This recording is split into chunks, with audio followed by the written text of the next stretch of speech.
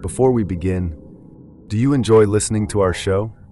Consider subscribing on your preferred podcast platform or supporting us on Patreon for as little as $3 a month. Link is in the show notes. I'm Harper Finley, and this is Night Watch Files.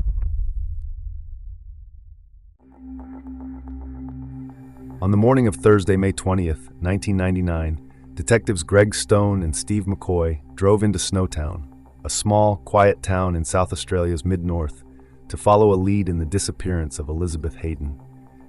At 11:30, they convened at the local police station with a team of crime scene examiners and began making their way to 25 Railway Terrace, where an unregistered Toyota Land Cruiser had been traced to associates of the suspects.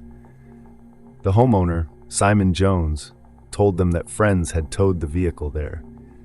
Those friends had also been storing several large black plastic barrels in the property, barrels that produced such a powerful smell that they had been moved across the road into the disused State Bank building, which the group was renting. Jones handed the detectives a key to the bank's side door. The building was a plain red brick structure, unremarkable from the street. Senior Constable Gordon Drage led the entry team inside with a video camera running. The front area was cluttered, cardboard boxes stacked along the walls, containing broken televisions, computer components, and general refuse. A shopping bag hung from one of the interior doors. Inside it was a receipt for air fresheners, rubber gloves, and garbage bags.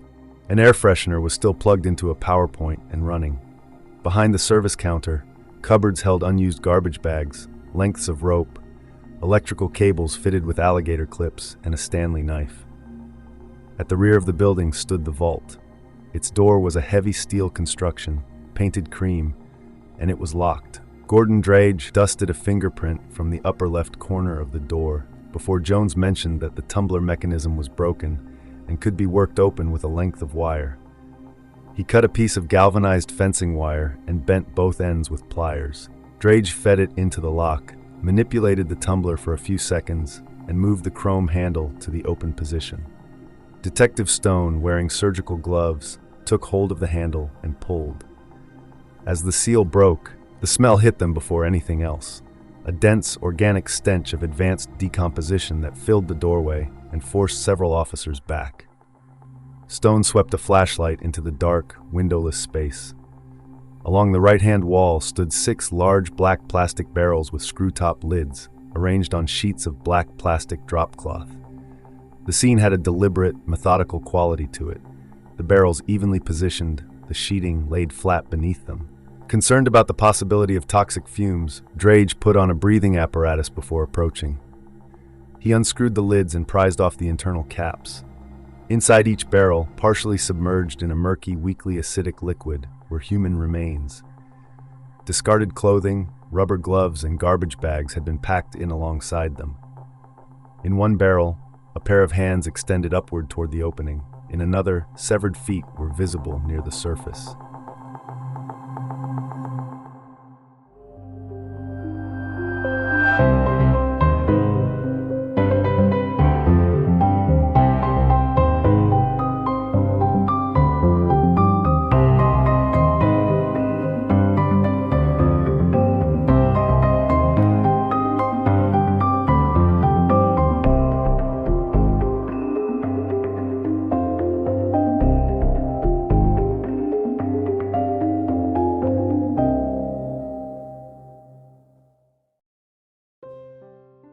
John Justin Bunting was born on September 4, 1966, in Inala, Queensland, an inner-city, working-class suburb characterized by high crime, soaring unemployment rates, and public housing. Born without a sense of smell, he was the only child of Jan and Tom Bunting, who doted on him and provided for him as much as their meager income allowed.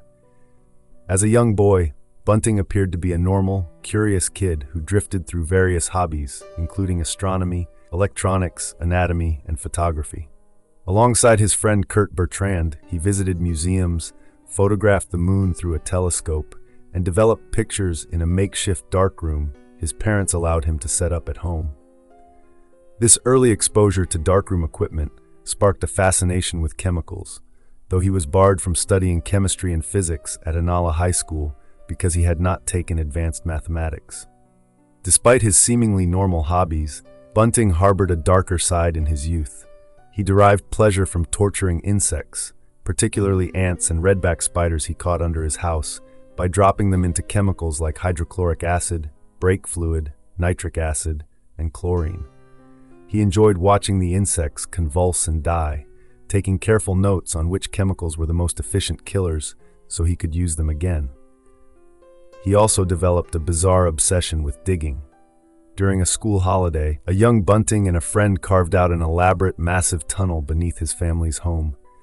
The excavation reached almost 13 feet underground, spanned 16 feet in length, and was about 5 feet high on the inside. Bunting carefully braced the earth walls with wood and bricks, hoping to tunnel far enough to create a secret underground room beneath his backyard. This childhood project only came to a halt when his father discovered the tunnel and demanded it be immediately filled in.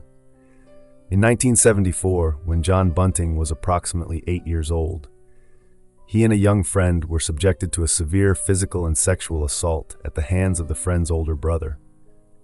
According to the account Bunting later confided to those close to him, this horrific and prolonged ordeal was only interrupted because the father of the two brothers unexpectedly arrived back at the house. Startled by his father's return, the teenage perpetrator immediately fled the scene by taking off on his motorbike. Shortly after escaping the house, the teenager was involved in a motorcycle crash and was killed. Despite the extreme trauma of the assault and the dramatic death of his attacker, Bunting claimed that he kept the entire incident a closely guarded secret and never informed his own parents about what he had endured. During his teenage years, John Bunting attended Inala High School and wanted to study chemistry and physics, but was barred from taking the classes because he had not studied advanced mathematics. He ultimately completed year 11 before leaving school to drift between menial jobs, including signwriting and traveling Australia to repair nets at indoor sports centers.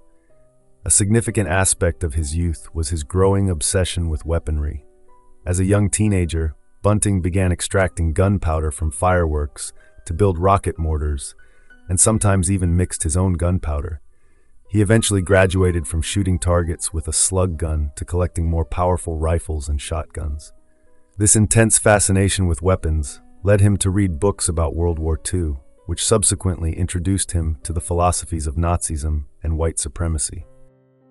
As he grew older, Bunting's interest in Nazism fueled increasingly extreme racist and homophobic views. These extremist ideologies coalesced into a burning, lethal hatred for gay people and perceived pedophiles, erroneously bunching them together for no reason. He would openly rant to his friends about wanting to bash gay people, claiming to know where they lived.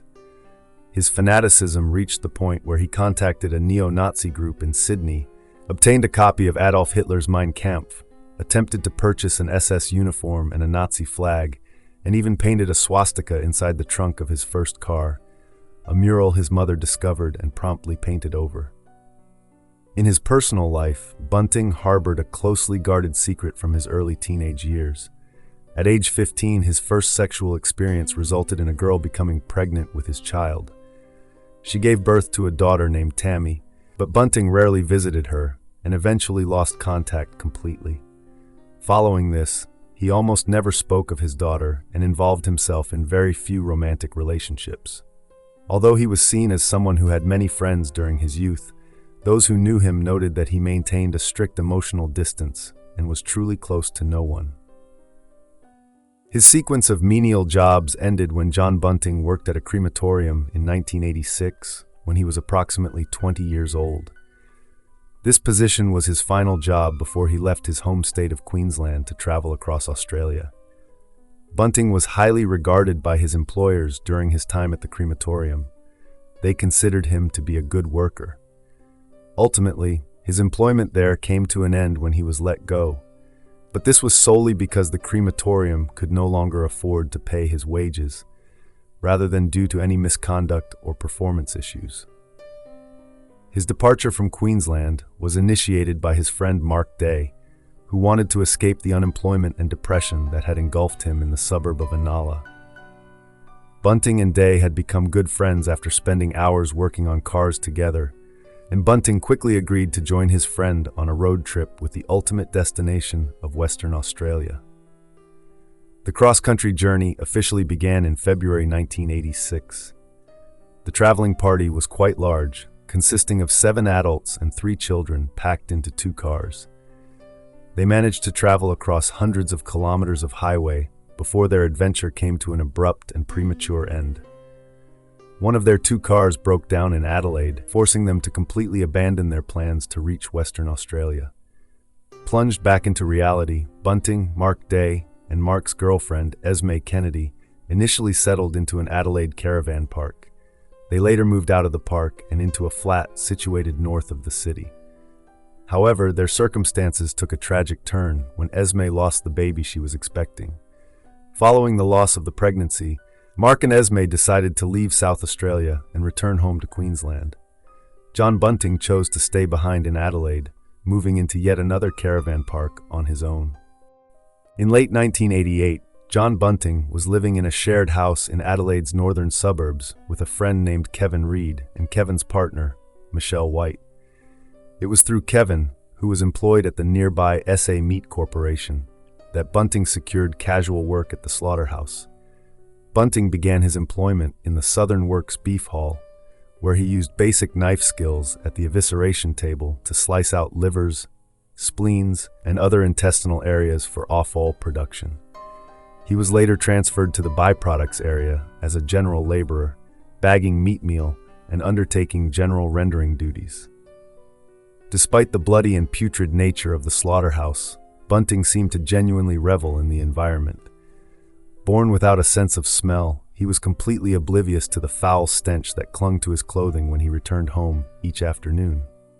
Although company records do not indicate that Bunting was officially tasked with slaughtering animals, he frequently boasted to his housemates that it was his favorite part of the job.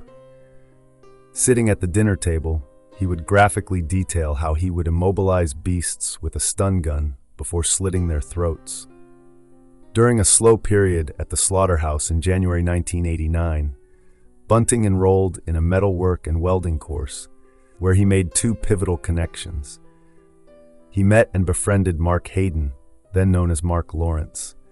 He also met Veronica Tripp, an 18-year-old woman with poor vision and intellectual difficulties who had been completely deaf until the age of 8.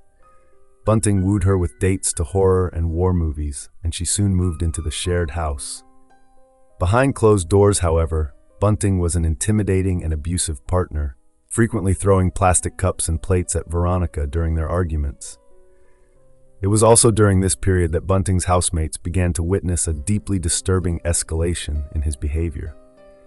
He openly expressed his violent, fanatical hatred for gay people and perceived pedophiles, once threatening to beat a convicted child sex offender with an iron bar.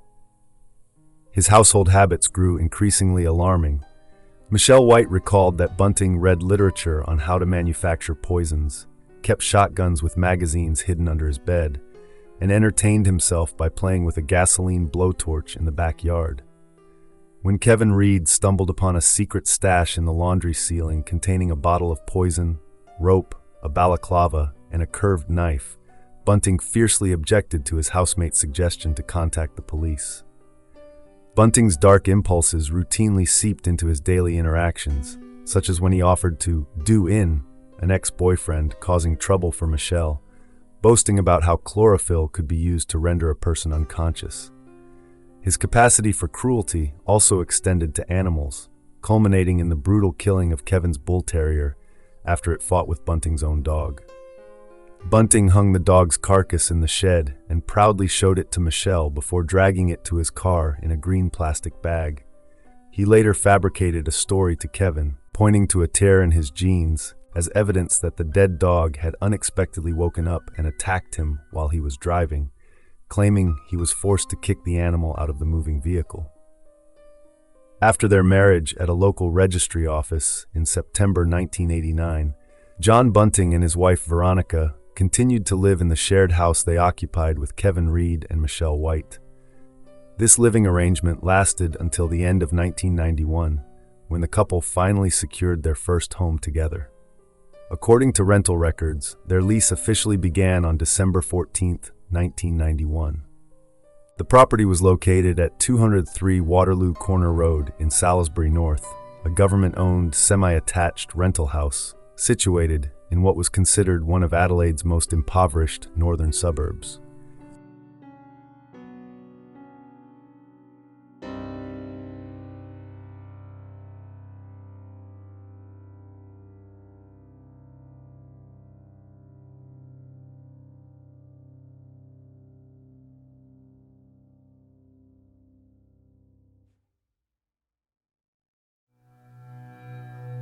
Robert Joe Wagner was born in New South Wales on November 28, 1971. His family life fractured early. He was just 6 months old when his father walked out, leaving him and his older sister to be raised by their mother. When Wagner was 3, the family relocated to Adelaide's northern suburbs.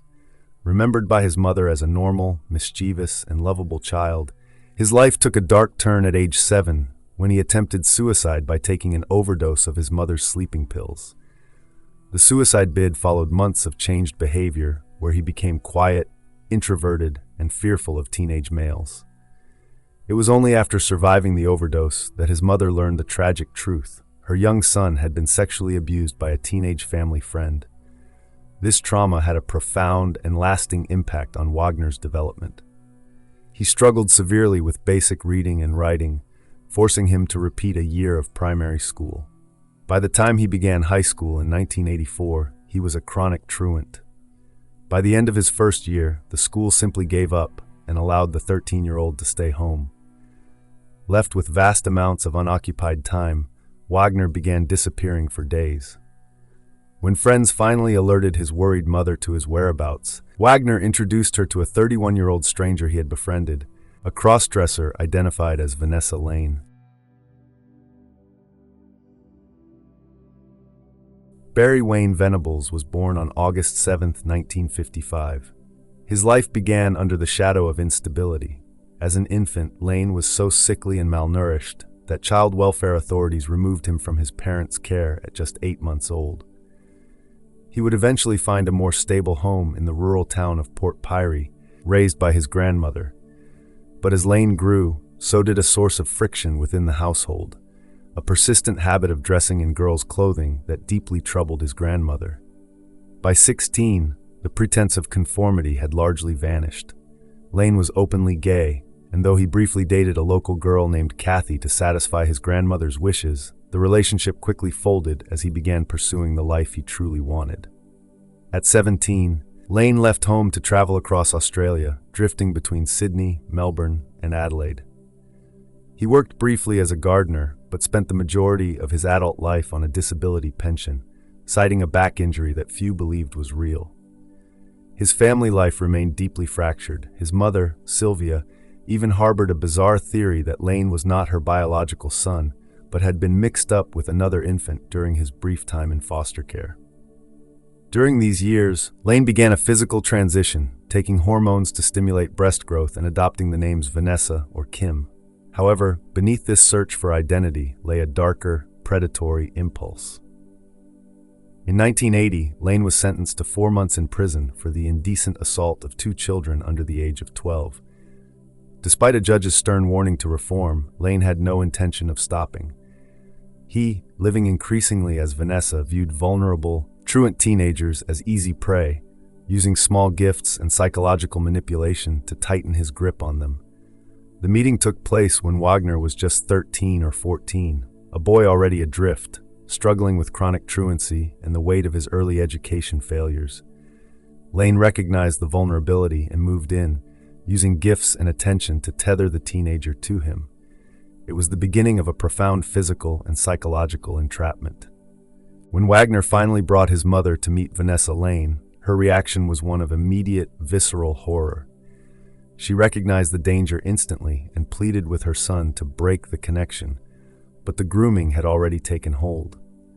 Wagner refused to let go. The following year, the 31-year-old Lane and the 14-year-old Wagner vanished. They simply dropped out of sight, leaving a mother in the dark for years, unaware of where her son was or what he was becoming. For 4 years, Robert Wagner and Barry Lane remained entirely in hiding. Wagner would later explain to his mother that Lane had whisked him away to ensure authorities could not intervene and separate them, deliberately waiting out the clock until Wagner turned 18 and could no longer be legally forced to return home. At the end of 1989, the pair reappeared just as suddenly as they had vanished. Wagner's mother, relieved to be reunited with her son, began to visit him regularly, though Lane, who had by this time stopped cross-dressing, was always nearby during her visits. The couple had settled into a small house in the northern Adelaide suburb of Salisbury North, where their living conditions were exceptionally squalid. The property's yards were unkempt, and the interior of the home was filthy, emitting a putrid odor that visitors could barely tolerate because the couple's pet cats had repeatedly soiled the floors and carpets. As an openly gay couple, Lane and Wagner became targets of constant harassment from bigoted locals.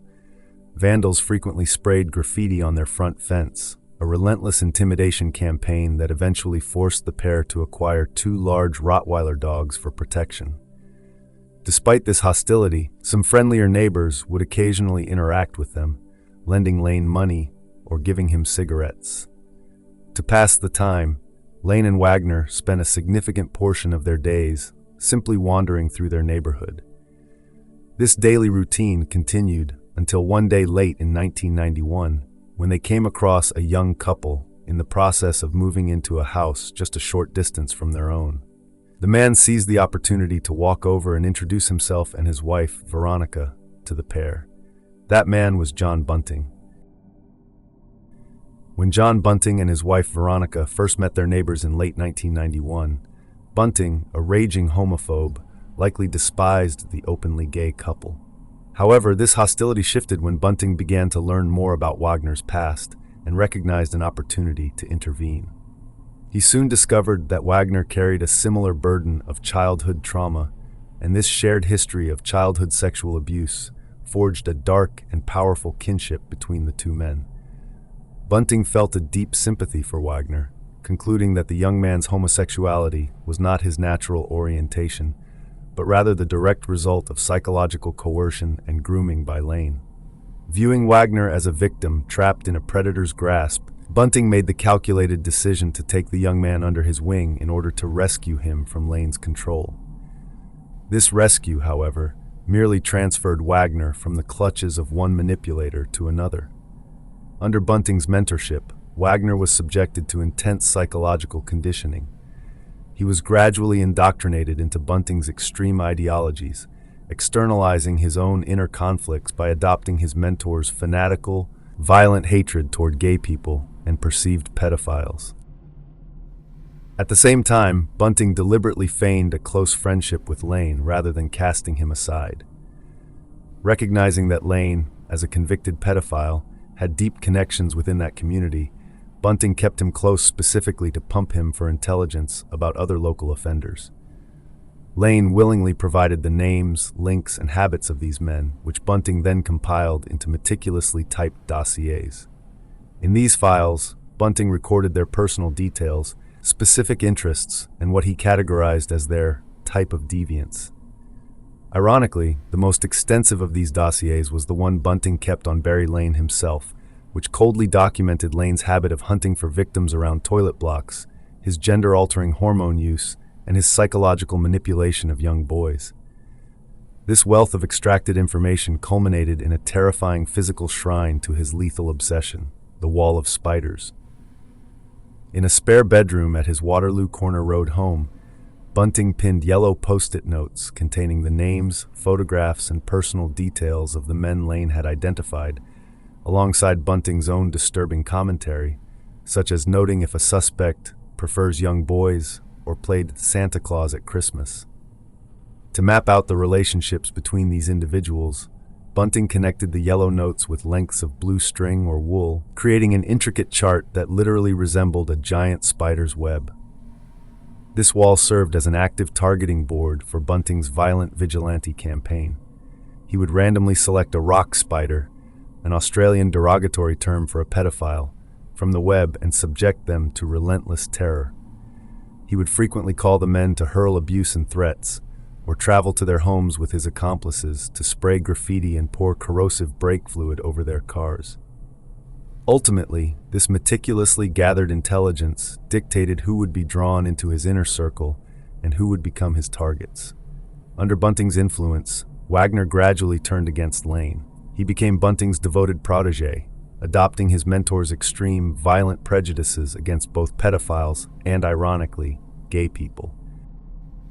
Because Lane could no longer maintain his dominance or have his way with Wagner, the convicted pedophile sought out a new, submissive partner to satisfy his sexual interests. This search led Lane to a vulnerable 18-year-old named Clinton Douglas Trezise. Clinton was an openly gay, shy, and solitary young man who had spent much of his childhood drifting through the foster care system. He was slightly built, had a freckled face with crooked teeth, and was best known for wearing brightly colored trousers that earned him the nickname Happy Pants. Lane soon began bringing the quiet teenager around the Salisbury North neighborhood. To deflect suspicion regarding the true, almost certainly sexual nature of their relationship, Lane introduced Clinton to neighbors as someone he was merely looking after for someone else. Those who observed the pair believed Clinton was simply a street kid that Lane was generously helping out.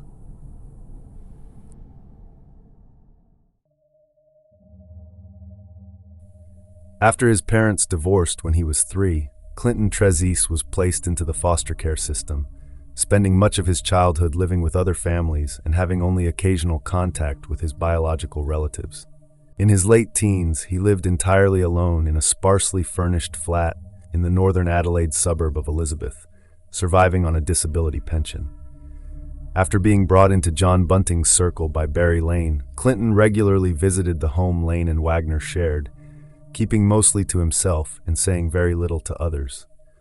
When neighbors eventually noticed his absence, Lane casually dismissed it by saying it didn't work out. In reality, Clinton's association with Lane had drawn the lethal attention of John Bunting, who took an instant disliking to the young man. On August 31, 1992, Clinton Trezise arrived at 203 Waterloo Corner Road for what he believed was a simple social visit. Inside the lounge room of the rented house, Bunting launched a frenzied and merciless attack, bludgeoning the slightly built teenager with a heavy blunt instrument, believed to be a shovel or a hammer. The young man was lying face down on the floor as the brutal blows rained down upon him. The sheer ferocity of the assault not only caved in the back of his skull, but shattered the front of it as well. A fracture to his left hand showed he had desperately tried to protect himself in his final moments. Once the horrific killing was complete, Bunting methodically wrapped Clinton's lifeless body in garbage bags. To dispose of the evidence, he enlisted the help of his new accomplices, Robert Wagner and Barry Lane. The trio loaded the bagged remains into Lane's station wagon and drove an hour north to the rural farming district of Lower Light, where they unceremoniously dumped the body in a shallow grave. Barry Lane was left terrified and traumatized by the murder of Clinton Trezise. Within days of the brutal killing, Lane visited John Bunting's then-wife, Veronica, to confide in her about what had happened. Despite sharing these horrific details, Lane was incredibly fearful of Bunting and explicitly cautioned Veronica against asking her husband too many questions about the incident. Lane also confided in his mother about the traumatizing murder. Ultimately, Veronica's curiosity got the better of her. She ignored Lane's advice and questioned Bunting, who chillingly confirmed that Lane's statements about Trezise's murder and the disposal of his body were entirely accurate.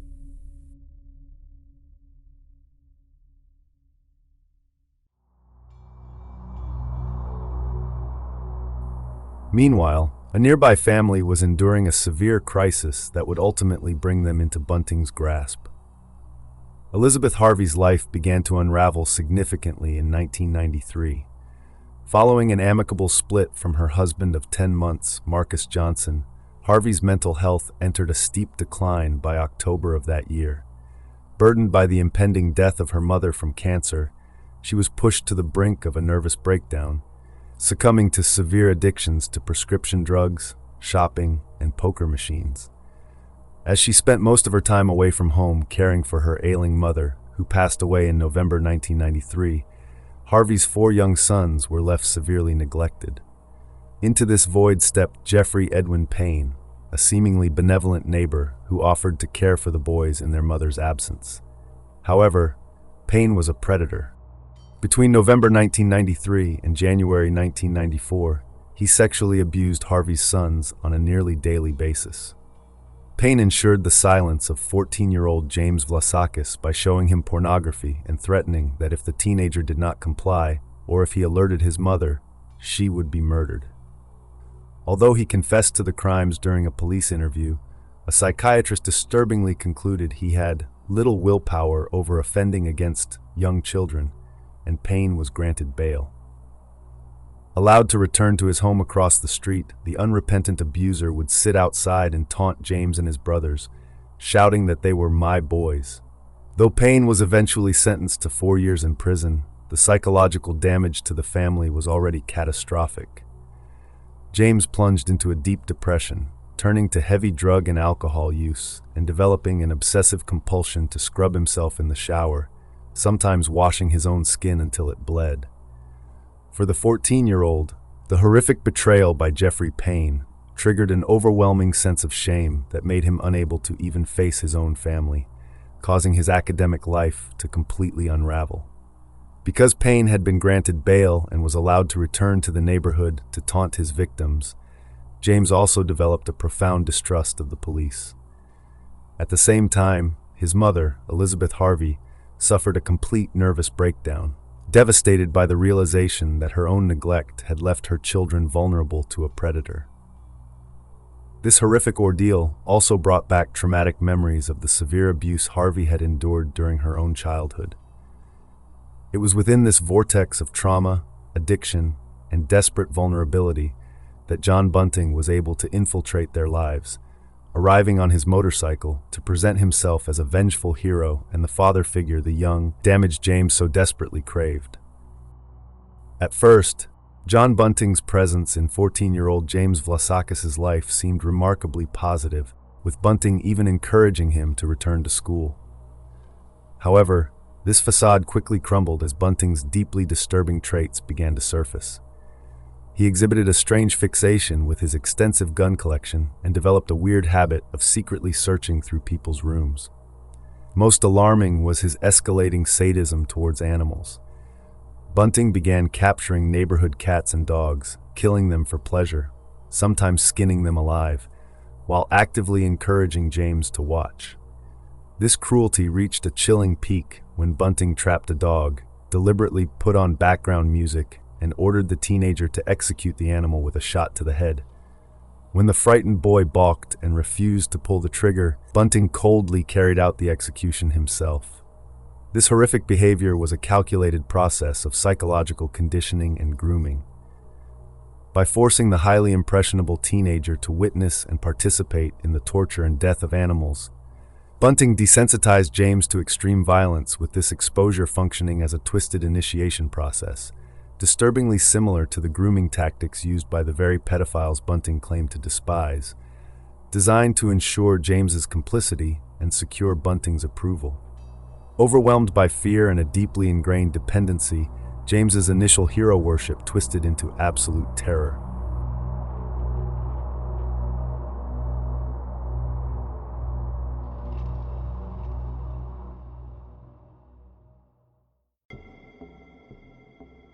Ray Davies, born James Leslie Davies, was an intellectually disabled man with a history of petty crime and deeply disturbed sexual behaviors, which included exposing himself to children and an incident of bestiality.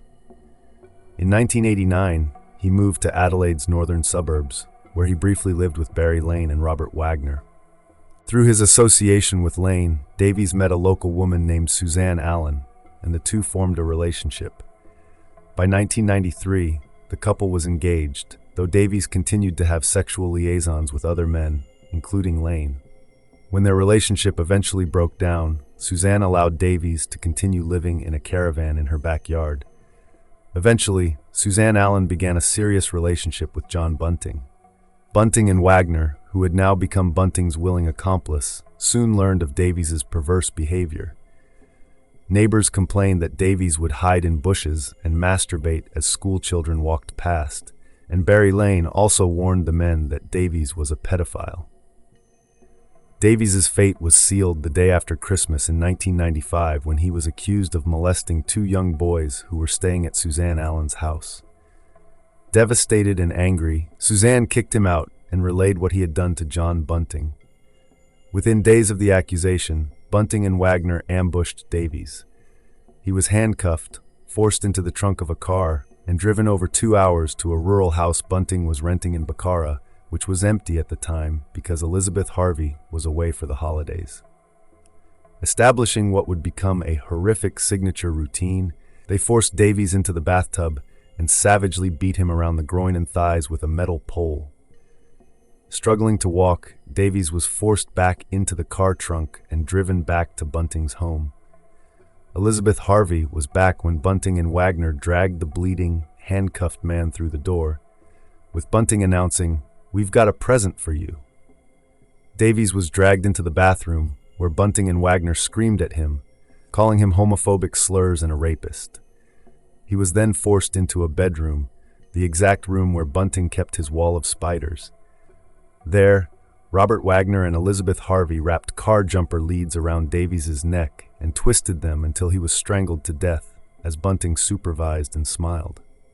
After Davies was killed, Bunting joked that his victim was still holding his balls as they threw his body into a deep hole in the backyard, which Bunting had originally excavated with the bizarre intention of building an underground room. To cover their tracks and explain why Davies had suddenly abandoned his caravan and belongings, Bunting and Wagner concocted a story for Suzanne Allen.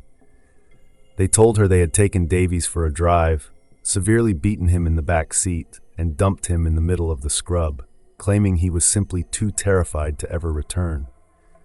To further the deception, Bunting eventually used Davies's bank cards and disguised himself to continually steal the dead man's government pension. Around this time, John Bunting was simultaneously balancing two romantic relationships, a de facto marriage with Elizabeth Harvey and an affair with Suzanne Allen. Bunting began a sexual relationship with Harvey by the end of 1994, and by late 1995, they were living together as a family, often staying at a rented house in the rural town of Bacara. While Bunting was living with Harvey and her children, his affair with Suzanne Allen was also going strong. Bunting used geographical distance as his protection, managing his relationship with Allen at his rented house in Adelaide, while his de facto family stayed in the country. Veronica's marriage to Bunting was all but over when he began his relationship with Elizabeth Harvey. Sources do not describe Veronica having any direct interactions with Suzanne Allen or Elizabeth Harvey, but by all accounts, at the time of Davies's murder in late 1995, Veronica was out of the picture.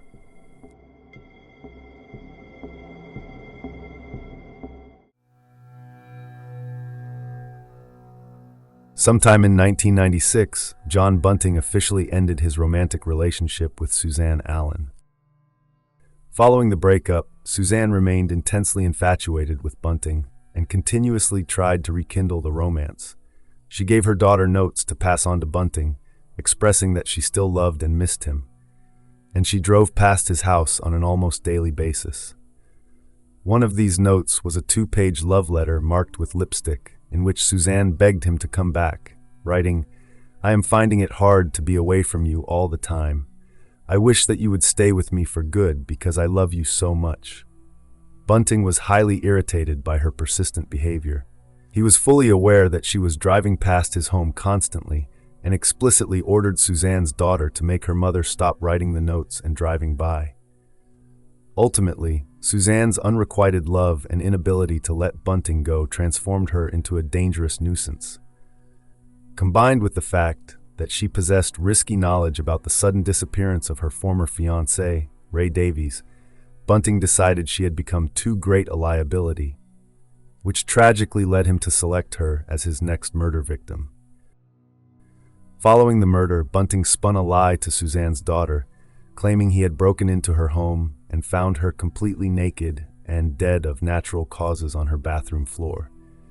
In reality, Robert Wagner strangled her to death. The two men then dismembered her body in her bathtub, placed her remains into garbage bags, and buried her in the exact same backyard hole where they had previously buried Ray Davies.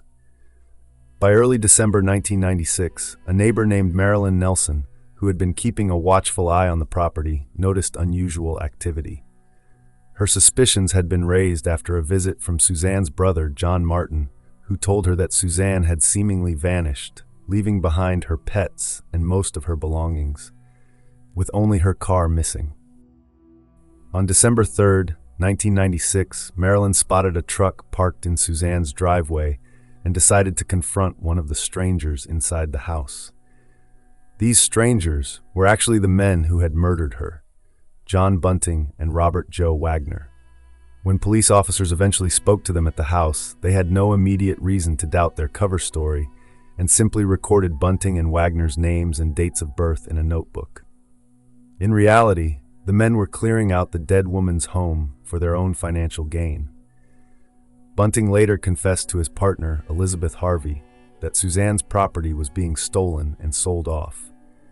When Suzanne Allen's brother officially reported her missing on December 10, 1996, the police initiated an investigation that was ultimately derailed by the killer's deception. Within months of the report being filed, investigators discovered that Suzanne's government pension was still being actively paid into her bank account and that regular cash withdrawals were being made. Because the bank records listed John Bunting's address, the police contacted him.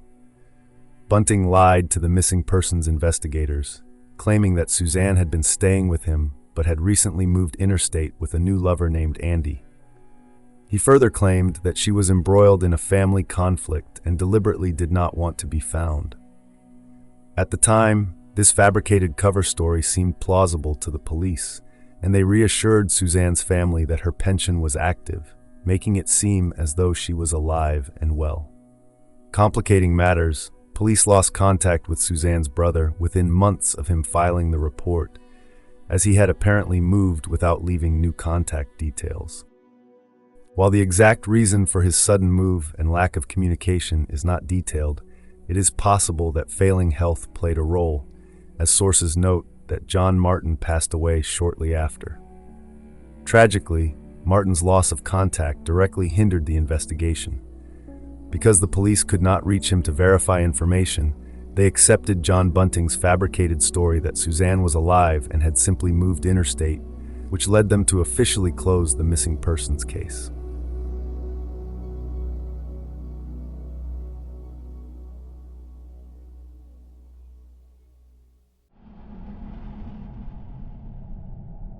By 1997, Robert Wagner had renounced his homosexuality and was engaged to his fiancée, Sally Brown. The couple was sharing a home with her 3 children, and they had a baby boy together late that year. Michael Gardner was a close friend of Sally Brown and was a frequent visitor to their home, often helping to babysit her children. Wagner, who had now adopted a fervent hatred for gay people, despised Gardner's effeminate and openly gay demeanor. This animosity reached a boiling point when Gardner playfully placed his hand over the mouth of Sally's eldest son to quiet him, an act that infuriated Wagner. Driven by their warped prejudices, Bunting and Wagner abducted Gardner in late August or early September 1997, taking him to Bunting's Murray Bridge home, where he was tortured, burned, and murdered in the garage.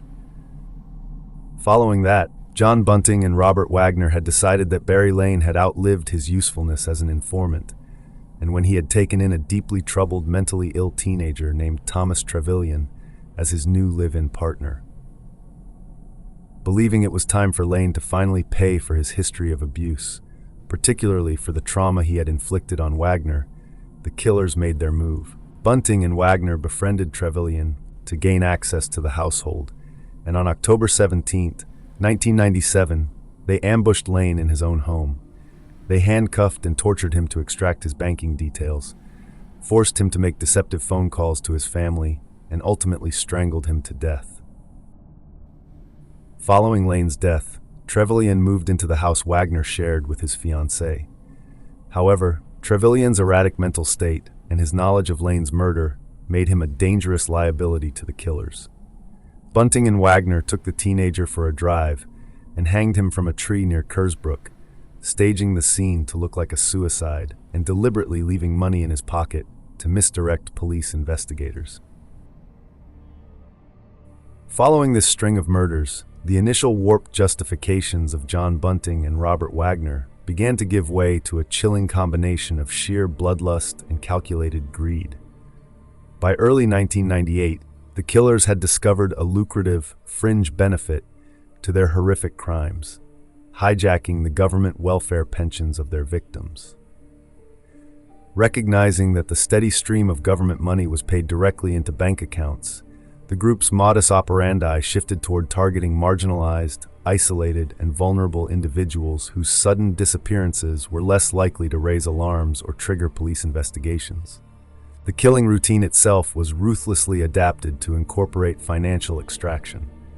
Before murdering their captives, Bunting and Wagner would subject them to horrific torture to extract their bank keycards, PINs, and personal family details. Once the victims were dead, Bunting orchestrated brazen, elaborate deceptions to ensure the welfare payments continued flowing unchecked. The killers forged documents, altered bank details, sent letters in the victims' names, and actively impersonated the dead in public. In one particularly audacious scheme involving Fred Brooks, the group actually managed to increase the amount of money they were stealing. Bunting directed Vlasakis to pose as Brooks during doctor and Centrelink appointments, faking a schizophrenia diagnosis to claim a higher benefit rate intended for the homeless. To maintain this illusion and ensure that missing persons cases were either ignored or promptly closed, the group developed a high-tech method of psychological manipulation. During the agonizing torture sessions, victims were forced to speak into tape recorders or Bunting's computer microphone. They were made to recite strings of numbers, names of relatives, and abusive phrases like, "If I never see you again, it will be too soon." Bunting would later piece these recordings together and play them over the telephone to the victims' distraught families. This cruel deception successfully created the illusion that the victims were still alive but had chosen to run away, effectively cutting off all contact and leaving the killers free to drain their bank accounts uninterrupted. This new breed of victims included Thomas Trevelyan, heavy drug addicts like Gavin Porter and Troy Udy, and Gary O'Dwyer, a trusting, lonely man who suffered from severe brain damage and memory loss following a hit-and-run accident. The targeting was deliberate and predatory. Bunting explicitly ordered his young accomplice, James Vlasakis, to befriend O'Dwyer simply to confirm he was receiving a pension before deciding to murder him.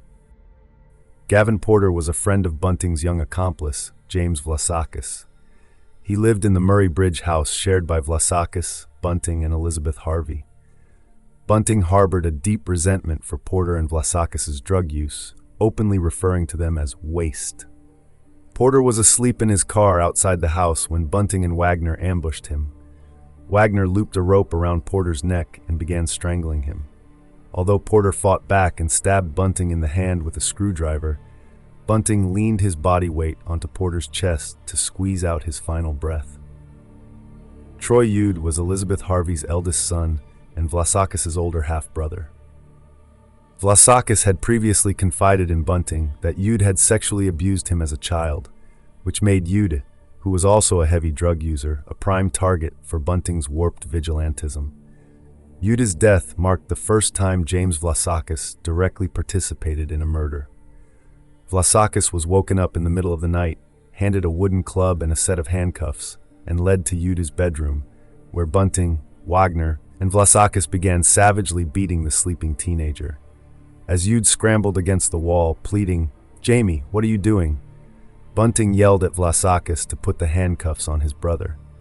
Udy was dragged into the bathroom and forced into the bathtub, where Bunting and Wagner repeatedly punched his testicles and crushed his toes with pliers.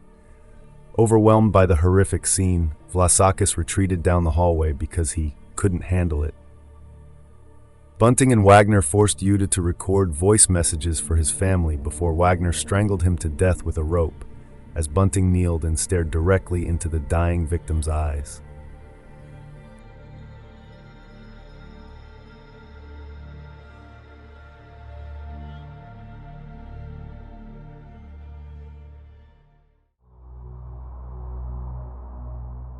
Mark Hayden, who was originally born Mark Lawrence, first met John Bunting in 1989 while both men were attending a welding course.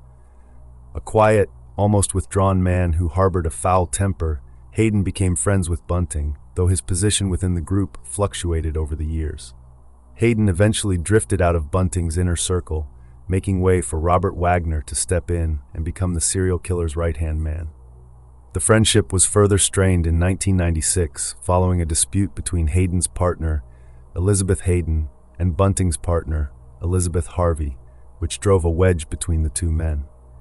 The origins of this strain can be traced to a shared interest in ceramics between Elizabeth Hayden and Elizabeth Harvey. Elizabeth and Mark Hayden had taken classes with the intention of starting their own ceramics business, a potential venture they actively discussed with Harvey. However, in 1996, a dispute erupted between the Haydens and Harvey, severely fracturing the friendship between the two men. Because of this conflict, Mark Hayden drifted away from Bunting's inner circle. Compounding the tension between the couples was Bunting's intense, underlying disdain for Elizabeth Hayden. He secretly despised her, referring to her behind her husband's back as disgusting and a dirty bitch. The wedge driven between Bunting and Hayden lasted for roughly 2 years until 1998, when Bunting arrived at Hayden's house completely out of the blue, smoothing over the rift and drawing Hayden back into the group's sinister activities. By this time, Hayden was living in the suburb of Smithfield Plains with Elizabeth, who was by then his wife, along with her children, her sister Gail Sinclair, and Gail's teenage son Fred Brooks. Bunting and Wagner became frequent visitors to the Hayden household, spending hours hanging out, playing computer games and watching television, while Bunting also carried on a secret affair with Gail Sinclair. It was through this renewed proximity to the Hayden family that Bunting fixed his deadly attention on Fred. Bunting took a strong dislike to the teenager, baselessly labeling him a dirty and claiming he needed to go to the clinic as a warped justification for targeting him. Fred was eventually lured to Bunting's Murray Bridge home in September 1998, where he was brutally tortured and murdered by Bunting, Robert Wagner, and James Vlasakis. Following the murder, the killing served to deeply entrench Mark Hayden into the group's active cover-up and financial exploitation schemes. After Fred's body was stuffed into the trunk of an old Torana parked at the Murray Bridge house, Hayden arrived with his Land Cruiser and a car trailer. Hayden and Bunting loaded the Torana onto the trailer, and Hayden towed the vehicle, with the murdered teenager inside, back to his own property. Vlasakis later witnessed Hayden working on the Torana and heard Bunting ask Hayden if Fred was happy, to which Hayden chillingly replied, yes. Hayden's involvement quickly extended beyond hiding the body. He actively participated in the financial extraction of Fred's government welfare benefits. Hayden accompanied Bunting and Vlasakis when they opened a new bank account in the dead teenager's name, and Vlasakis later confessed that he handed the stolen withdrawal money directly to Hayden, who also made cash withdrawals himself. Finally, Hayden helped Bunting spin a web of lies to cover their tracks, falsely telling Fred's frantic mother that they had spotted her son at a local service station, claiming he was high on speed and traveling with a woman. Through Fred Brooks's murder, Hayden transitioned from an estranged former friend into a crucial accomplice in concealing the serial killing ring's atrocities. In late 1998, when Bunting needed to move out of his Murray Bridge home, he enlisted Hayden to hide the group's macabre trophies. Under the cover of darkness, Bunting and Wagner loaded the black plastic barrels containing the decomposing bodies of Michael Gardner, Barry Lane, Gavin Porter, and Troy Yude into a truck and transported them to Hayden's garage. Mark Hayden had previously confessed to his wife that Bunting had murdered Clinton Trezise and dumped his body in a paddock, an indiscretion that angered Bunting, who declared that Mark had a big mouth and that Elizabeth knew too much by living in the very house where the killers were secretly storing barrels containing decomposing human remains in the garage. Then, around November 21, 1998, a premeditated ruse to leave Elizabeth vulnerable was orchestrated to get Mark Hayden and Elizabeth's sister, Gail Sinclair, out of the house. Using Bunting's car and fuel money, Mark took Gail, on a 2-hour drive to Adelaide's southern suburbs under the false pretense of meeting someone about mating a dog. While the house was empty, Bunting and Robert Wagner ambushed Elizabeth. Like previous victims, she was overpowered, handcuffed, and forced to sit in her own bathtub. She was likely beaten and tortured before a sock was stuffed into her mouth to force back her tongue, and silver duct tape was wrapped around her head. Bunting and Wagner then slipped a rope fashioned into a noose around her neck and strangled her to death. After she asphyxiated, they carried her body into the garage and stuffed it into one of the black plastic barrels alongside their previous victims. When Mark and Gail returned from their drive, the men enacted a coordinated cover-up. Mark stopped at a payphone to call the house, and Bunting told him all hells broke loose. Upon arriving, Bunting falsely claimed that Elizabeth had made a sexual pass at him, and after he rejected her, she had angrily stormed into her bedroom. Mark pretended to speak with her through the bedroom door. He then emerged to claim she had accused him of sleeping with Gail, packed a bag, and run off with a secret boyfriend. Elizabeth's brother, Garion, grew suspicious of Mark's changing stories, particularly because Elizabeth never went anywhere without Mark, and he doubted she would abandon her young sons. On November 25th, Garion officially reported his sister missing to the police. Detective Senior Constable Greg Stone was assigned to the case and quickly began interviewing Mark Hayden, Gail Sinclair, John Bunting, and Robert Wagner, all of whom corroborated the story that Elizabeth had run away after a domestic dispute.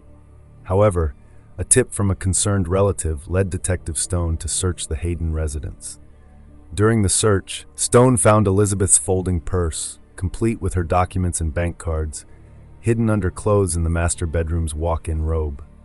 He also discovered her gold wedding band and diamond engagement ring in a drawer, items she always wore, immediately raising his suspicions that she had not left voluntarily.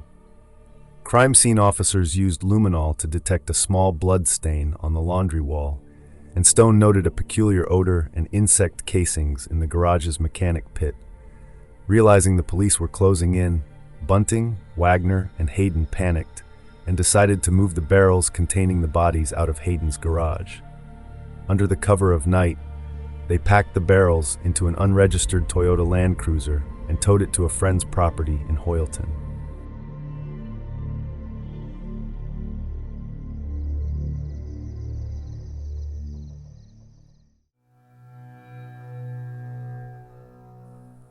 The abandoned State Bank building in Snowtown, which had closed in August 1995, was originally purchased by a local farming couple, Andrew and Rosemary Michael, as an investment. After an initial tenant's plant shop failed, the main building was left vacant and looking for new renters. In January 1999, Kathy Jones, a friend of John Bunting who lived across the street from the bank in Snowtown, mentioned to Bunting that it was up for rent. Bunting called the Michaels and arranged a meeting for the very next day, which he attended with his accomplice, Mark Hayden. During the meeting, Bunting did most of the talking and concocted a cover story. He told Rosemary Michael that they needed to rent the building to store equipment and finished product for a business making alloy parts for old motorbikes and cars. He also specifically asked if he could store drums of chemicals inside. Bunting inquired about getting a key to the bank's heavy steel vault, but when Rosemary offered to leave one for him, Bunting told her not to worry, claiming he had a locksmith mate who could figure the lock out. Bunting agreed to lease the property for $60 a week, paying 2 weeks in advance plus a cash bond. On February 8, 1999, Rosemary Michael left a rental agreement and a rent book inside the bank for the men to complete. 2 days later, the completed paperwork and rent money were dropped off at the Snowtown post office. The lease was signed by Bunting and Hayden, with Hayden using his former surname, Mark Lawrence. Hayden later claimed he used the false name so that the supposed business venture wouldn't alert Centrelink and affect his government welfare benefits. A few days after securing the lease, Bunting phoned Rosemary Michael to let her know his locksmith mate had successfully locked the vault and they had stored all their items inside. In reality, the men had used a piece of bent wire to manipulate the tumbler lock and were using the vault to permanently hide the large black plastic barrels containing the decomposing bodies of 8 of their victims. Before this final move, 4 of the barrels had been temporarily hidden inside Mark Hayden's unregistered Toyota Land Cruiser, which was parked in the driveway of a home rented by Bunting's friends, Kathy and Simon Jones, in Snowtown. A 5th barrel had been stashed inside an old car in the backyard of James Vlasakis' home in Murray Bridge. Once the bank lease was secured, Bunting, Robert Wagner, and Mark Hayden arrived at the Joneses' house after dark. They brought a trailer attached to Hayden's car to transport the heavy loads. Maintaining a fabricated cover story that he was harvesting kangaroo meat for pet food, Bunting joked to the Joneses, "We've come to move the Happy Ruse." The men then transported the barrels into the bank, finally storing all of their macabre trophies together in the heavy steel vault.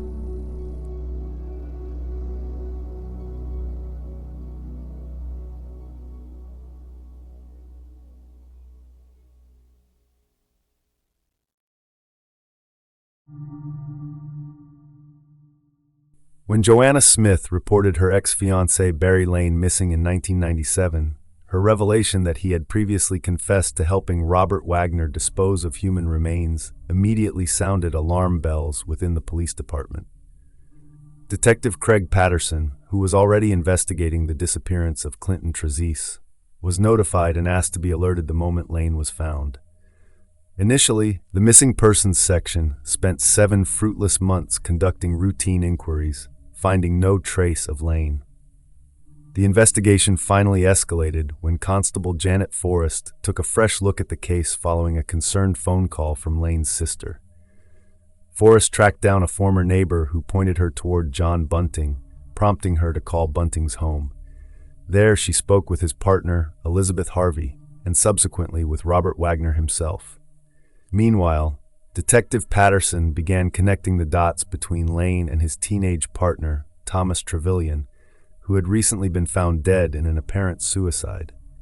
Reviewing the files, Patterson discovered a chilling police statement from Trevelyan's cousin, Lenore Penner. She reported that Trevelyan had confessed to helping 2 friends torture and murder Lane for his social security numbers, stuffing his body in a barrel, and that he feared the killers were now planning to murder him as well. Acting on this crucial tip, Patterson began tracking Lane's finances. He discovered that the missing man's fortnightly pension was still being actively withdrawn, but the withdrawal locations had mysteriously shifted to an ATM at a BP Express service station in Elizabethvale immediately after his disappearance. In response, police installed a hidden camera at the ATM on July 1, 1998.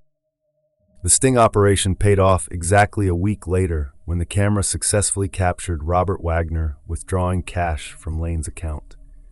After securing the video evidence, police launched a full-scale surveillance operation. Undercover officers trailed Wagner as he made another early morning withdrawal from the dead man's account before driving to Murray Bridge to visit Bunting. Despite gathering compelling evidence of systemic fraud and theft, investigators still lacked direct evidence of a murder. Frustratingly, due to a severe lack of available police resources and surveillance teams, the investigation temporarily took a back seat to other current homicides.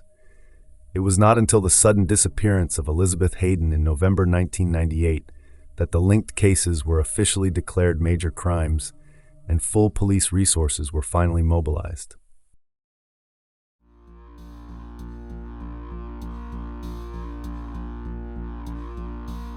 While Bunting and Wagner knew they were under police suspicion following the sudden disappearance of Elizabeth Hayden, having been questioned themselves and having seen Detective Greg Stone repeatedly search Mark Hayden's home, they did not realize the true extent of the investigation against them. However, by May 1999, Bunting and Wagner mistakenly believed that the intense police pressure had finally subsided and that they had successfully weathered the storm. Bunting arrogantly believed he would never be caught, thinking himself much smarter than the authorities. In reality, undercover police operations against them were in full swing. Major crime detectives were actively intercepting and listening to their home and mobile telephone calls, and specialized police surveillance teams were physically trailing the suspects' movements. Because they were completely oblivious to the fact that they were being so closely monitored, Bunting's urge to kill resurfaced. David Johnson was the stepson of Elizabeth Harvey and the stepbrother of James Vlasakis and Troy Ude. After moving to Adelaide to live with his father, Marcus Johnson, David occasionally lived with his stepmother and her sons, where he frequently encountered John Bunting. David harbored a strong dislike and fear of Bunting, who often threatened to beat him. David had also become highly suspicious of Bunting, as Vlasakis had confided in him that Bunting had murdered someone and that Vlasakis had helped bury the body. Bunting explicitly ordered Vlasakis to lure David into driving to Snowtown on Mother's Day, May 9, 1999, under the false pretense of buying a cheap computer for $200. When David arrived at the abandoned Snowtown bank, Bunting had a computer set up on the floor as bait. As David bent down to examine it, Wagner grabbed him by the throat from behind, and Bunting handcuffed him. David was forced to sit on an old television, where Bunting stole his wallet and bank card, demanding his PIN. Using a computer microphone, Bunting forced the terrified victim to recite strings of names, numbers, and abusive phrases. Bunting planned to electronically piece these recordings together to play over the phone to David's family and girlfriends, creating the illusion that he had run off with a pregnant 13-year-old girl and that he had crashed his car and was hiding from the police. Following this harrowing recording session, David was forced onto plastic sheets that had been spread over the floor of the bank manager's office. His jeans were pulled off, his t-shirt was sliced from his body with a knife, and his shoes and socks were removed. One of his socks was stuffed into his mouth as a gag, held securely in place by silver duct tape wrapped around his head. Wagner and Bunting then unleashed a frenzied, savage beating as heavy rock music blared in the background. Wagner clamped David's head between his knees and repeatedly rained blows onto his back, while Bunting grabbed the victim's flailing legs, punched his groin, and ordered Vlasakis to join the assault. The brutal attack was abruptly halted when Bunting decided to verify the bank PIN he had tortured out of his captive. Bunting dispatched Wagner and Vlasakis to a service station in Port Wakefield to test the bank card, leaving himself alone with the shackled teenager. Realizing his only chance to survive, David courageously fought back. He managed to maneuver his handcuffed hands to the front of his body and fought Bunting, kicking the serial killer hard enough to crack his ribs and lunging for a Stanley knife on the floor. Forced to retreat, Bunting cunningly bluffed by yelling out to the absent Wagner. As a terrified David glanced toward the door, Bunting seized the moment to overpower him, looping David's own belt around his neck and strangling him to death with such tremendous force that Bunting crushed his own thumb. When Wagner and Vlasakis returned from discovering the bank card was canceled, they helped the injured Bunting drag David's body into the vault, where the killers callously sliced flesh from his leg and stuffed his remains into one of their plastic barrels.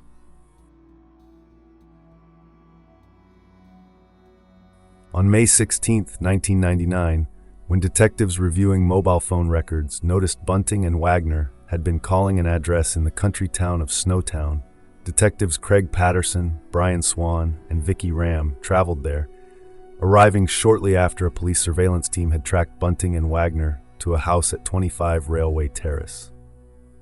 After the suspects left town, the detectives cautiously inspected the property and spotted an unregistered Toyota Land Cruiser parked in the driveway. This was the exact vehicle a witness had reported seeing being hurriedly packed with garbage bags outside Mark Hayden's house right around the time his wife Elizabeth vanished. 4 days later, on Thursday, May 20, 1999, detectives Greg Stone, Steve McCoy, and crime scene examiners descended on the small South Australian town of Snowtown to investigate the disappearance of Elizabeth Hayden. At 11:30 a.m., they gathered at the local police station with a team of crime scene examiners and investigators. Their target was 25 Railway Terrace, where they had tracked the unregistered Toyota Land Cruiser linked to the suspects. Police questioned the homeowner, Simon Jones, who explained that his friends, Bunting and Wagner, had towed the broken-down vehicle to his property. Jones revealed that the vehicle had contained several large black plastic barrels that emitted such a foul odor that his neighbors had complained. When Detective McCoy asked where the barrels were, Jones simply pointed across the road and said they were over in the bank. Jones explained that his friends had leased the abandoned State Bank building and moved the barrels there. Jones provided the officers with a key to the bank's side door. At exactly 1:12 p.m., detectives and crime scene examiners approached the plain red brick bank. Senior Constable Gordon Drage led the way with a video camera. Inside, they found a kitchen area and a main customer space cluttered with cardboard boxes containing computer parts, broken televisions, and junk. Hanging from a door was a shopping bag holding a receipt for air fresheners, rubber gloves, and garbage bags. An air freshener was actively running from a power point, and cupboards behind the counter contained unused garbage bags, rope, electrical cables with alligator clips, and a Stanley knife. The cream-colored, heavy steel vault door was locked. After Drage dusted a fingerprint found on the top left-hand corner of the door, Jones informed the officers that the vault's tumbler lock was broken and could be picked with a piece of wire. Jones cut a length of galvanized fencing wire, using pliers to bend it at both ends. Drage inserted the wire into the lock, manipulated the tumbler for a few seconds, and shifted the chrome handle to the unlocked position. Detective Stone, wearing surgical gloves to preserve forensic evidence, pulled the handle and the vault door swung open. The entrance to the vault was completely sealed by black plastic sheeting taped to the doorframe, with a single vertical slit cut down the center that was also taped shut. In the small recess between the vault door and the plastic sheeting, police found a wallet, a roll of packing tape, 2 keys, and a book of lined paper. As Stone peeled back the tape to break the seal, the officers were hit with an overpowering stench of rotting remains. Shining a police flashlight into the dark, windowless room, they documented a horrific and highly organized scene. To the right sat 6 large, black plastic barrels with screw-top lids, resting on 2 pieces of black plastic drop sheets. Resting on top of one barrel were silver handcuffs and a black-handled knife. On top of another barrel sat 2 more black-handled knives and a pair of green rubber gloves. Against the northern wall sat a pale green lounge chair. On it was a white plastic tray containing 7 more knives, accompanied by 2 boxes of disposable gloves, a wooden-handled saw, and a belt. In the rear left corner sat another lounge chair holding 3 white plastic bottles labeled hydrochloric acid. A can of air freshener, a pair of sand shoes, and several garbage bags were scattered across the floor. The bank was immediately secured, and at 10:10 p.m. that evening, the barrels, designated A through F, were opened. Fearing toxic fumes from the acid, Drage wore a breathing apparatus as he removed the plastic screw-top lids and pried off the internal caps. Inside, partially submerged in a murky, weakly acidic liquid, human remains were visible alongside discarded clothing, garbage bags, and rubber gloves. In one barrel, human hands were protruding. In another, severed feet were visible near the top. Between 11:30 p.m. and 1 a.m. on May 21st, officers wearing overalls used a sack truck to wheel the incredibly heavy barrels out of the bank, loading them onto an unmarked 4-wheel drive trailer. Locals observing from across the street noted a strong chemical smell. At the State Forensic Science Center in Adelaide the next day, the barrels were tipped into plastic-lined 44-gallon drums to sift the contents. The meticulous recovery process revealed that the 6 barrels contained the dismembered, tortured, and decomposing remains of 8 distinct victims. Bodies were found intact, decapitated, or missing limbs, and were bound with handcuffs, ropes around their necks, and duct-taped gags.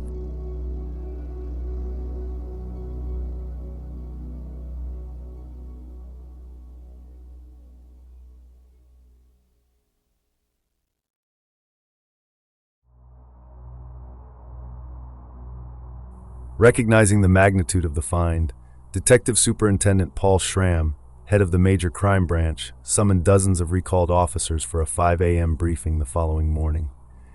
He outlined a swift, coordinated strike. 3 teams of detectives would execute simultaneous dawn raids on the suspects' homes. Because investigators could not yet identify the bodies or even confirm the exact number of victims, Schramm instructed that each man be initially charged with a single count of murder of an unidentified person, a strategic move sufficient to keep them securely in police custody. Shortly after 6 a.m., as undercover surveillance crews discreetly withdrew, the arrest teams made their move. At 6:47 a.m., detectives arrived at John Bunting's Craigmore home, where he was calmly read his rights. Showing no obvious signs of shock, Bunting declined to phone a friend and later refused an interview, demanding legal aid instead. Miles away in Elizabeth Grove, Robert Wagner was taken into custody. When asked if he wished to exercise any of his rights, he bluntly invoked his right to silence. Meanwhile, in Smithfield Plains, Mark Hayden offered little resistance and had very little to say as he was apprehended by major crime detectives. Less than an hour after the coordinated raids began, all 3 handcuffed suspects were locked inside separate, video-recorded interview rooms at the Adelaide police station. They remained resolute, firmly refusing to answer any questions regarding the suspected serial killings. While in custody, the men were subjected to forensic medical examinations where a police doctor extracted blood and hair samples to obtain their DNA profiles. Hayden faced an even more rigorous examination, which included police scraping underneath his fingernails and toenails and seizing the clothes off his back.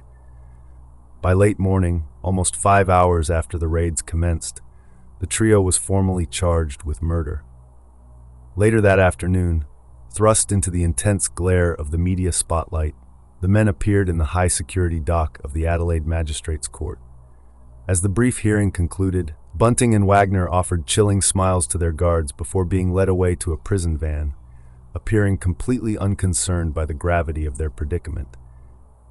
That same morning, an emotionally distraught James Vlasakis sought out his friend Wally Fitzgerald. Amidst a tearful breakdown, Vlasakis revealed that bodies were buried in the backyard of a suburban house where Bunting had once lived. The next day, Fitzgerald called the police Crime Stoppers line, directing detectives to a secret gravesite in Adelaide's northern suburbs. On Sunday morning, May 23, 1999, teams of police and emergency service workers converged on the unassuming property at 203 Waterloo Corner Road in Salisbury North. A technician wheeled a ground-penetrating radar device over a concrete slab in the corner of the yard where a rainwater tank had previously stood. When the machine detected disturbances in the earth below, Detective Sergeant Brian Swan gave the order to dig. Crews used sledgehammers and crowbars to smash through the concrete, followed by hours of grueling manual excavation. Almost 5 hours later, at a depth of nearly 5 feet, they unearthed 11 green garbage bags. The bags emanated the unmistakable stench of rotting flesh and contained the meticulously dismembered and defleshed torso, limbs, and head of an adult woman. However, the makeshift tomb held more secrets. Overcome with fear, guilt, and the pressure of the initial arrests of John Bunting, Robert Wagner, and his mother, Elizabeth Harvey, Vlasakis sought out a lawyer and began detailing 12 brutal murders for the police, starting on May 24, 1999. He informed detectives that the makeshift grave they had just found at Bunting's former home at 203 Waterloo Corner Road actually contained 2 bodies.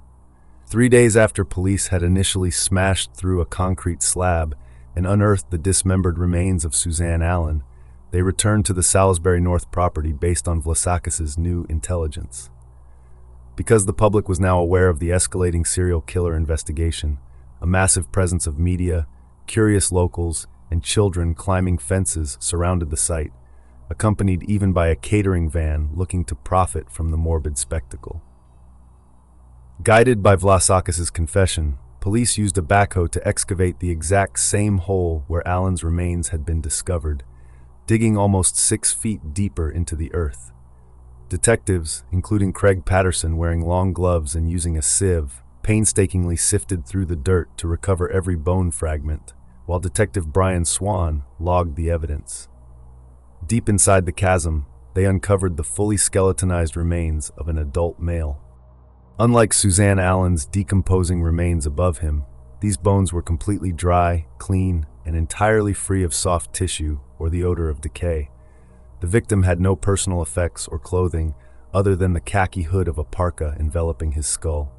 Pathologists concluded he had been dead for at least 2 years. This deep grave belonged to Ray Davies, killed in late 1995.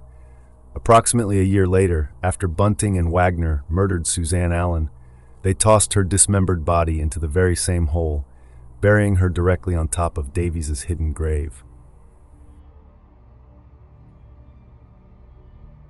Seated beside his lawyer, Vlasakis was visibly distressed, frequently breaking down in tears and becoming physically ill as he unburdened himself of the group's dark secrets.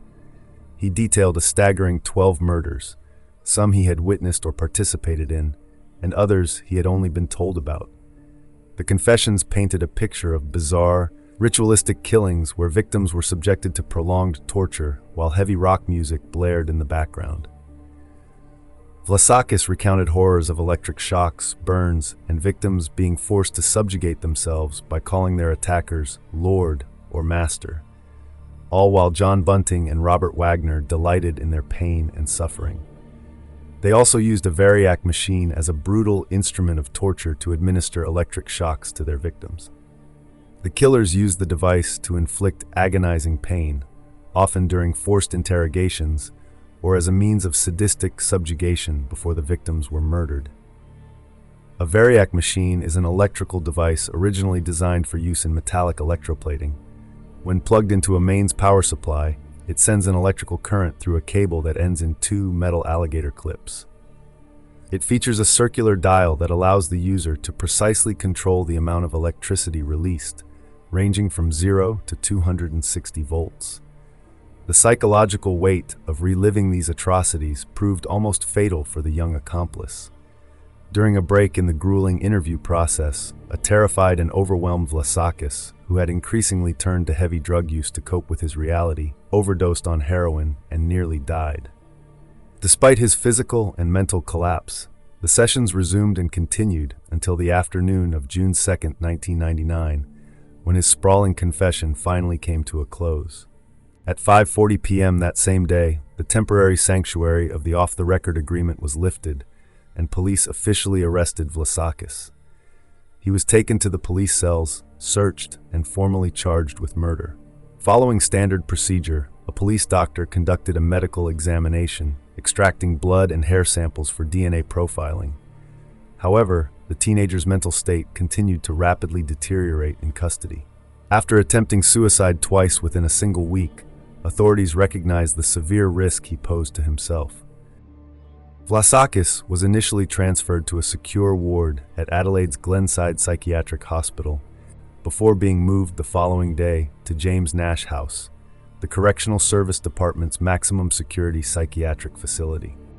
While it would be another 10 months before Vlasakis formally learned he would not be granted the immunity he had so desperately sought, his sprawling confession had already handed major crime detectives the crucial roadmap they needed to navigate the darkest and most complex serial killing investigation in Australian history.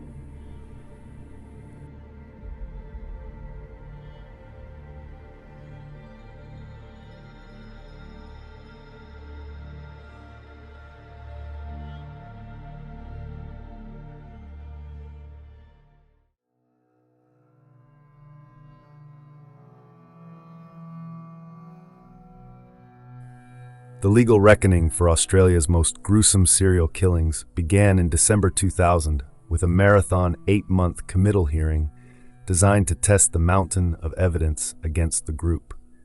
However, a significant blow to the prosecution came when Elizabeth Harvey died of cancer on February 5, 2001.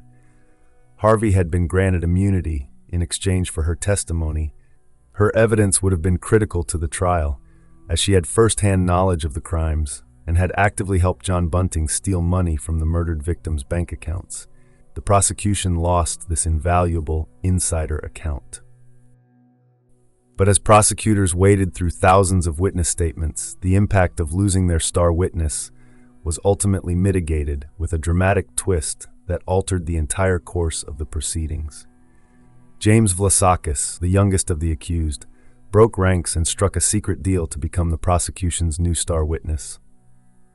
Overcome with guilt and fear, a tearful Vlasakis stood in the Supreme Court in June 2001 and pleaded guilty to 4 counts of murder. In exchange for his harrowing, first-hand testimony against his former mentors, Vlasakis was spared a permanent life behind bars.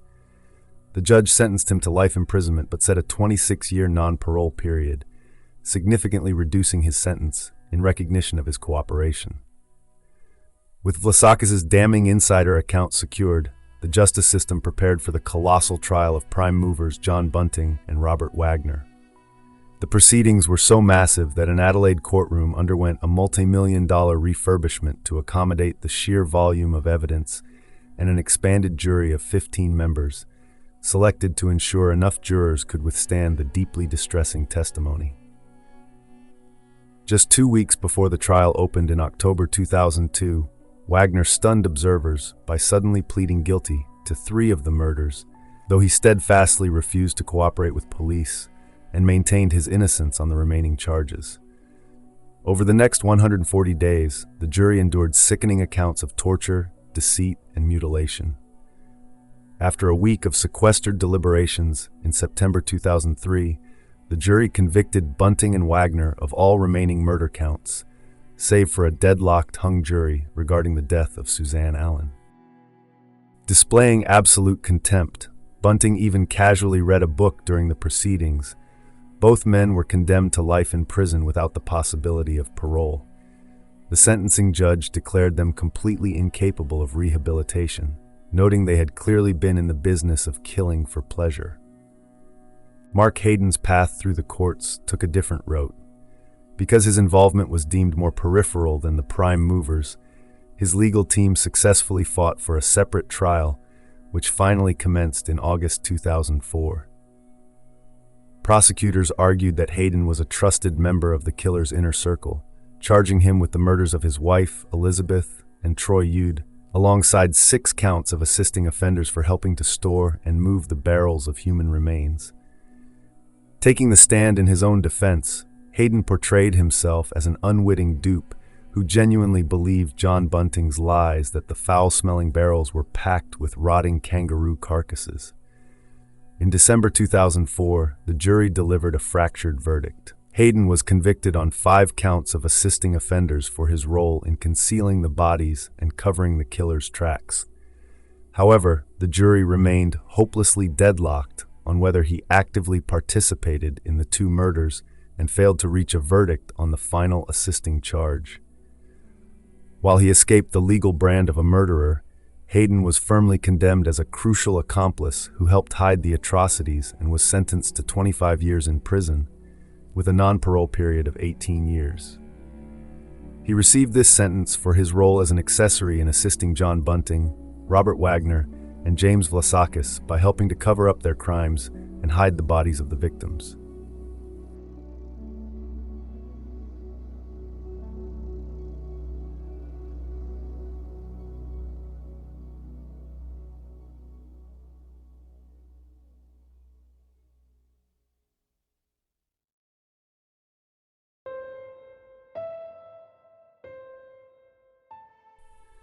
In the years following the longest and most harrowing criminal trial in South Australian history, the aftermath of the Snowtown serial killings has continued to unravel in the courts and the public consciousness.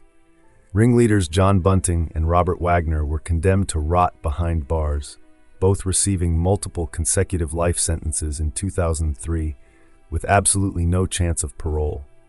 Sent to Yatala prison, the pair remained entirely unrepentant, with Wagner brazenly declaring in court that he had taken necessary action against pedophiles, while Bunting occupied himself with fantasies of revenge and dark boasts about his gruesome handiwork.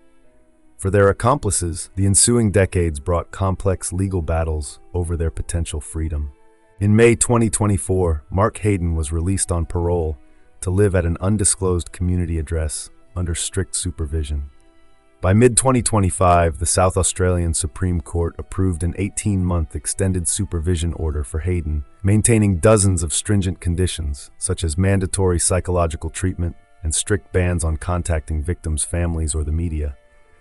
However, previous requirements like an electronic monitoring bracelet, a nighttime curfew, and a ban on consuming alcohol were dropped. The fiercest controversy centered around James Vlasakis, whose testimony as the Crown's star witness secured the convictions of his co-accused. Having pleaded guilty to 4 murders and receiving a 26-year non-parole period in exchange for his cooperation, Vlasakis became eligible for release in August 2025. In a decision that shocked the nation and devastated victims' families, the South Australian Parole Board approved his release, citing his excellent institutional behavior and deeming him no longer a risk to the community. If enacted, the decision would have made South Australia the only jurisdiction in the world to parole a serial killer. The prospect of Vlasakis entering a pre-release center triggered immense public outrage and immediate political intervention, with South Australian Attorney General Kaya Marr formally challenging the board's finding. The unprecedented move to free a participant in the Bodies in the Barrels murders was ultimately thwarted in late 2025. Following a closed-door review hearing, Parole Administrative Review Commissioner Michael David KC officially blocked Vlasakis' release in December. The retired judge concluded that the parole board had severely underestimated the gravity of the crimes, which he described as disgustingly unusual and evilly premeditated. Ruling that freeing Vlasakis at this stage posed an unacceptable risk to the public, the decision ensured the convicted serial killer would remain behind bars. Meanwhile, the rural town of Snowtown has spent the subsequent decades struggling to shed the macabre stigma of a crime committed by outsiders who merely used their abandoned bank as a storage vault. Despite efforts by locals to move forward, including the eventual sale of the bank building and the installation of a memorial plaque for the victims, the community remains forever etched into the dark annals of true crime history, serving as the backdrop to Australia's most notorious murder spree.